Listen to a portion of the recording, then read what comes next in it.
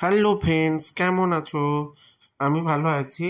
আমি যে কলকাতায় এসেছিলাম তো খাবো বলে সন্ধেবেলা চলে গেছিলাম মা মনসায় ফ্রাই সেন্টার, নাগের বাজার। তোমরা তো সবাই জানোই মোটামুটি যে আমার ফ্ল্যাট আছে কলকাতা নাগের বাজারে। তো ওখানে খাবো বলে আমরা চলে গেছিলাম। তো যখনই আসি তখনই এই ফ্রাই সেন্টার থেকে আমরা জেনারেলি ফিশ কাটলেট বা চিকেন পকোড়া এই জাতীয় খাবারগুলো কখনো কখনো খেয়েই থাকি।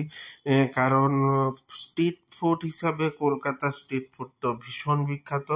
আমি বলবো বিরাট বিরাট রেস্টুরেন্টের খাওয়া ঠিক আছে, কিন্তু যদি একটু হাইজিন মেনটেন করে যেসব দোকানগুলো মেনটেন করে খাওয়ায় তাদের ক্ষেত্রে কিন্তু এই মা মনসা ফ্রাই সেন্টার কিন্তু খুবই দারুণ।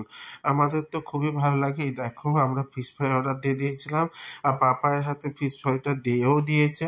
এবারে পাপাই খাওয়া শুরু করবে, তখনও পর্যন্ত আমাকে দেয়নি।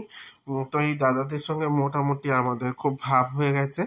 যখনই আসি খাই তো পরিচিতি হয়ে গেছে। তো তোমরাও কখন যদি নাগের বাজার আসো বা ডায়মন্ড প্লাজা ঘুরতে আসো, অবশ্যই এই ফিশ ফ্রাই দোকান থেকে ফিশ ফ্রাই খাওয়ার চেষ্টা করো। আমি বলবো খুবই ভালো লাগবে। এইভাবে ভালো ভালো আপডেট পেতে অবশ্যই আমাকে লাইক কমেন্ট শেয়ার করে দিও।